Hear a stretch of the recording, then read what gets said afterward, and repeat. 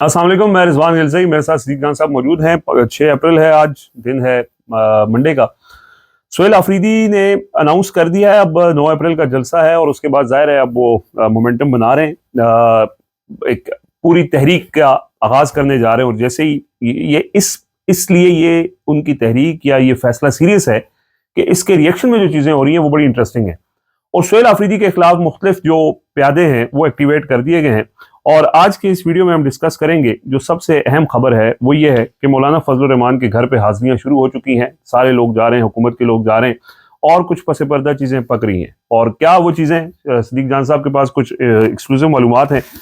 सिद्दीक भाई, मौलाना फजलुर रहमान के घर वैसे आमदोरफ्त इसलिए होती है कि कोई आईनी तरमीम आ रही हो, 28वें आईनी तरमीम का भी चल रहा है, लेकिन वो चीज़ें वो भी आप ज़रा बताइएगा कि वो सामने दिखाने के लिए चीज़ें क्या हैं, पसे पर्दा चीज़ें क्या हैं, और ये सुहेल आफरीदी के खिलाफ जो सारी चीज़ें एक्टिवेट हो रही हैं, इस हवाले से ज़रा तफसील से आगाह कीजिएगा। यार, मैं एक शुरू में कह दूं कि मैं एक बदयांती इस वीडियो में करने जा रहा हूं। और वो बदयांती ये है कि इमरान रियाज साहब ने मुझे फ़ोन किया और फ़ोन करके कहा कि मेरे पास एक ख़बर है और इस खबर को कंफर्म करो। अच्छा। तो वो मैंने खबर कंफर्म की है। तो उनको बताने के बजाय उनको बताने से पहले मैं इस वीडियो में बात कर रहा हूँ।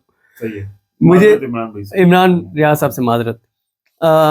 इमरान भाई ने मुझे कॉल की और इमरान भाई ने मुझे कहा कि ये जो मौलाना फजलुर रहमान साहब के पास बिलावल गया है, ख्वाजा आसिफ गया है, तो सिर्फ ये नहीं गए, कुछ और भी लोग गए। अच्छा। जिनकी फुटेज नहीं आती ठीक है। तो और वो उस वक्त गए हैं जब सारी चीज़ों को बिल्कुल मौलाना साहब के गेट से और स्टाफ के बंदे भी कम कर दिए गए और मतलब बड़ी अहम मुलाकातें थी। तो वो इमरान भी ने मुझे कहा, तो मैंने कहा यार मुझे तो नहीं, क्योंकि मैं तो सच्ची बात है कि मौलाना साहब किन्हीं बातों पे जाऊंगा जो वो ओपनली करते हैं। ओपनली उन्होंने बहुत सख्त बातें की हुई हैं, और लेकिन फिर हमें ये भी देखना पड़ता है कि मौलाना फजलुर रहमान साहब ने कहा था कि ईद के बाद वो सड़कें गर्म कर देंगे। और एक चीज़ आप देखें ना कि मौलाना फजलुर रहमान साहब 2018 में इलेक्शन होते, इमरान खान वज़ीर आज़म बन जाते हैं। 2018 के इलेक्शन से लेके और जब तक इमरान खान की हुकूमत गिरा नहीं दी गई, तब तक मौलाना फजलुर रहमान चैन से नहीं बैठे। 2 बार वो इस्लामाबाद आए, उन्होंने अपोजिशन को इकट्ठा किया, रोल लिया, पीडीएम बनाई, उन्होंने सख्त तकरीरें की। एक बार उन्होंने धमकी लगाई कि हम कोर कमांडर के घर का घेराव करेंगे। मतलब बहुत एक्सट्रीम चले गए मौलाना साहब। अच्छा, 2024 में भी धांधली हुई। चलिए मौलाना साहब की मान लेते हैं कि 2018 में भी धांधली हुई। मौलाना साहब कहते हैं तो चले हम उनके पॉइंट ऑफ व्यू से कि धांधली तो 2024 में भी हुई। और 2024 में मेरा ख्याल है कि 2018 से कम है मौलाना साहब की सीटें 2024 में। जी ठीक है, ज्यादा धांधली हुई है, ज्यादा उनके साथ ज्यादा धांधली हुई। अच्छा, फिर एक और भी चीज है कि मौलाना साहब को तो इसलिए ज्यादा चीजें मिलनी चाहिए थी क्योंकि मौलाना तो पीडीएम में किरदार थे, हम सरबराह थे, मर्जी किरदार थे। चाहे वो नवाशु को बाहर भिजवाना हो, सारा कुछ उनके साथ ज्यादती तो एक बंदे नहीं, 2 लोगों ने की ना। एस्टेब्लिशमेंट ने भी कर दी और इन्होंने भी कर दी, नून लीग और पीपल्स पार्टी ने भी कर दी। लेकिन मौलाना ना लॉन्ग मार्च किया, ना मौलाना ने किसी के घर का घेराव किया, ना इस्लामाबाद आए, और ठंडी मीठी वो एहतजाज भी कर रहे हैं। मदरसे के बच्चे भी हमें कहीं एक्टिव नजर नहीं आते। फिर कुछ जेन्युइन चीजें हुई। इमरान खान के दौर में अगर ट्रंप को नोबेल प्राइज के लिए नामजद किया जाता तो उसका घेराव कर चुके होते। ठीक है। अभी आप एक और चीज देखें, अभी मौलाना फजलुर रहमान साहब का ये जो JUIF की एक सीट कम हुई है बलूचिस्तान से, आपने थोड़ा सा भी नहीं सुना होगा कि JUIF ने को बात की है। हालांकि एक MNA की सीट आपकी चली गई है, क्यों नहीं की? क्या वजह? देखें, एक तो मौलाना भी उन लोगों में से हैं जो जिनकी बड़ी क्लैरिटी है। वो इमरान खान की तरह नहीं है। मौलाना साहब की क्लैरिटी मियां नवाज शरीफ की और जरदारी की तरह है कि एस्टेब्लिशमेंट एक हकीकत है, जिसने भी पाकिस्तान में इक्तदार में आना है तो उसको उसी रास्ते से आना है। तो गेट वो बंद हो गया होगा, कोई और रास्ता होगा। अच्छा, मौलाना की तो आप इतनी तो पावर है कि उनको दर नहीं जाना पड़ता, उनके पास लोग घर आ जाते हैं। ठीक है ना। तो लाले फहीम के भी बड़े राब्ते हैं मौलाना फजलुर रहमान साहब के लोगों के साथ, उनकी जमात के साथ। तो आप पता नहीं लाले के पास ये खबर है नहीं या लाले ने हमें नहीं दी। ऐसी खबर वो बताएंगे क्यों? लाला नहीं बताता, लाला को भी क्यों बताया जाएगा? ठीक है, नहीं, लाले के पास खबर सारी होती है JUIF की। लाले ने आपको और हमें इस काबिल नहीं समझा, और उन्हें पता भी हमारी आदतों का, शायद इसलिए हमें नहीं बताई। तो اب مولانا صاحب کوئی بھی ایسا سٹیپ نہیں لیں گے جو جینوئن ہوگا, وہ صرف اشارتاً یہ کر دیں گے, وہ کر دیں گے, یہ چیزیں کرتے رہیں گے تاکہ اسٹیبلشمنٹ کے ساتھ ان کی انگیجمنٹ شروع ہو جائے.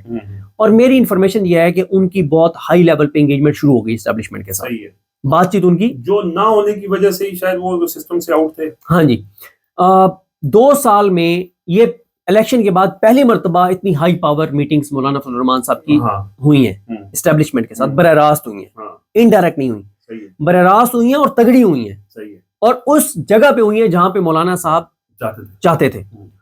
تو وہ چیزیں ہو گئی ہیں.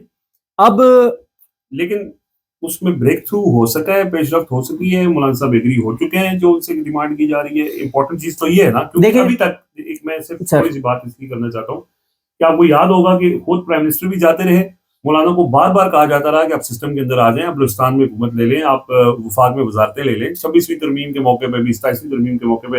لیکن مولانا صاحب نے اس وقت زرداری صاحب بھی گئے تھے, مجھے یاد ہے, تو ان کو بہت کیٹیگوریکلی کہہ دیا تھا کہ جو آپ نے ہمارے ساتھ کر چھوڑا ہے ہم نہیں ہوں گے سسٹم میں.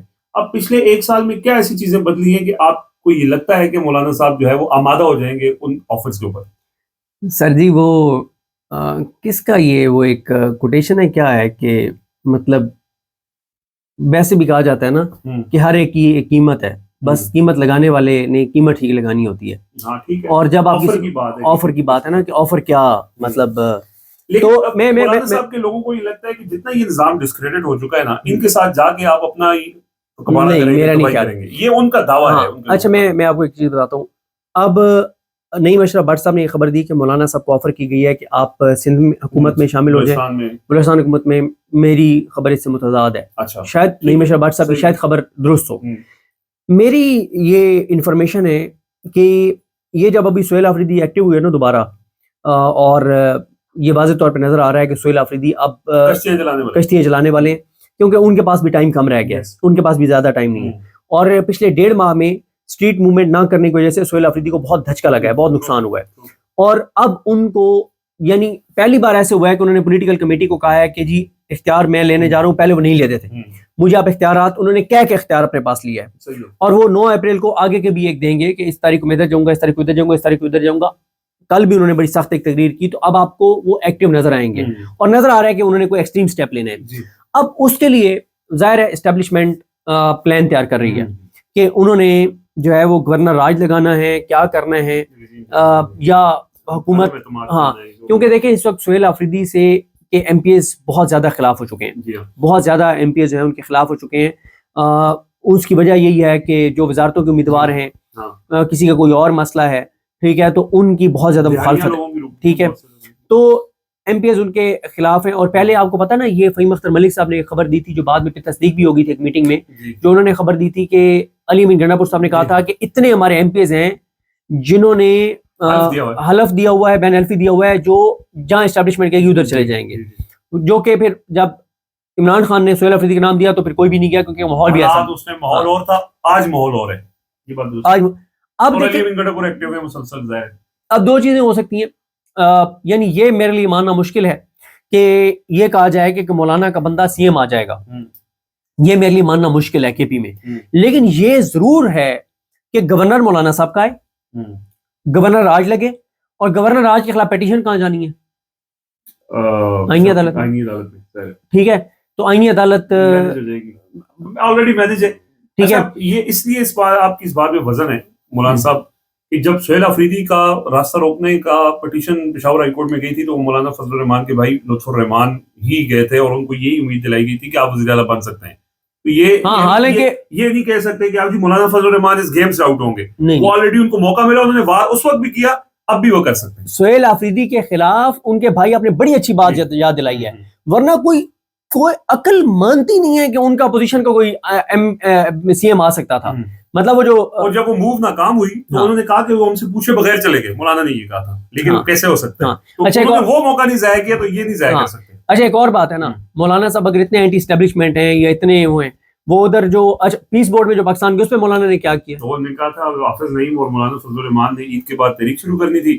عید کے بعد کتنا ٹائم, 2-3 ہفتے گزر چکے ہیں ابھی تک. وہ میں نے بلکہ پوچھا مولانا فضل الرحمان کی طرف سے, انہوں نے کہا بھی ہماری شورا کا اجلاس ہے, دیکھیں گے حالات ایسے ہیں. یہ شورا فیصلے کرتی ہے یہ, ٹھیک ہے نہیں وہ شورا کے اس پہ رکھتے ہیں، لیکن میں وہ جب میں یہ پوچھنے کے لیے میں نے ان وزیر سے بات ہو رہی تھی تو ان کی گفتگو سے اندازہ یہی تھا کہ چیزیں پس پردہ ایسی ہو رہی ہیں جس کی وجہ سے مولانا صاحب کو امید ہے کہ شاید کوئی ایک اور مجھے بات بتائیں نا، مولانا صاحب اگر اینٹی اسٹیبلشمنٹ ہیں تو وہ جو ان کے ایم پی ایز نے ادھر ووٹ دیا تھا بلوچستان میں مائنز اینڈ منرلز کو، ہاں ہاں ٹھیک ہے، تو ان کے خلاف کیا کارروائی کیا مولانا صاحب نے؟ پھر اس سے آگے کیا انہوں نے کارروائی کیا ہے؟ دیکھیں مولانا صاحب کو اتنی ہی کلیئرٹی ہے جتنی آصف علی زرداری کو ہے اور جتنی نواز شریف کو ہے.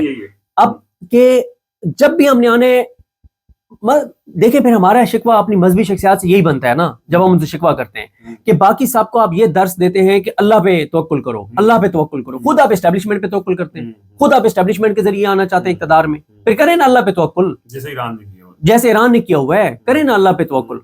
ایک بندے نے کتنی پیاری بات کی، آپ اور میں ملے ان سے، تو جنہوں نے سہیل آفریدی کو کہا کہ آپ بولڈ سٹیپ لیں، تو سہیل آفریدی جب یہ بات کرتے تھے کہ جی پارٹی اس پہ ساتھ نہیں ہے، پارٹی یہ کہہ رہی ہے، انہوں نے کیا کہا؟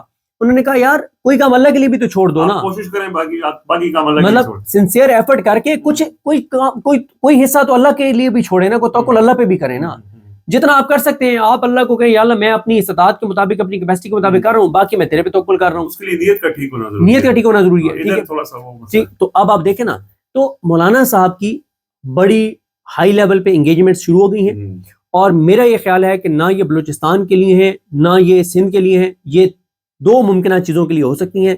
ایک یہ کہ اگر یہ جو ایران امریکہ کی جنگ چل رہی ہے اس میں ایک ایسا جس کا ہم ذکر نہیں کرتے کیونکہ ہمیں پھر کہا جاتا ہے کہ آپ پروپیگنڈا کر رہے ہیں اور آپ پتہ نہیں کیا کر رہے ہیں، تو ایک جو امکان ہے کہ ایک پاکستان کو سٹیپ لینا پڑے گا، مشکل سٹیپ، تو اس کے لیے شاید مولانا صاحب سے ملے ہیں کہ اگر ہم یہ سٹیپ لیتے ہیں تو آپ نے اس میں سپورٹ دینی ہے، اور مولانا امکانات ہو سکتے ہیں، ٹھیک ہے. اچھا ایک مولانا اس میں سپورٹ دیں گے کیونکہ جس طرف ہم نے جانا ہے تو ادھر بھی مولانا صاحب کے معاملات ٹھیک ہیں، ٹھیک ہے. ایک دوسرا جو ہے وہ ہے کے پی، کہ کے پی میں گورنر مولانا صاحب کا ہے، ان کے بھائی گورنر کے طور پہ آئے یا جو بھی آئے گورنر کے طور پہ، ان کا گورنر آئے اور اس کے بعد گورنر راج لگے اور کے پی کے اندر مطلب چیزیں جو ہے وہ کی جائیں، تو آگے کیا ہوتا ہے یہ لگ ذات پہ جانتی ہے. لیکن دیکھیں نا مولانا فضل الرحمان صاحب جس طرح سے میں نے آپ کو عرض کیا کہ پچھلے 2 سال میں انہوں نے اس حکومت کو گرانے کے لیے کوئی سنسیئر ایفرٹ نہیں کی، بلکہ ان کی ترمیم کو ووٹ بھی دیا، ان کی ترمیم کو 26ویں ترمیم 27ویں دونوں 27ویں میں بھی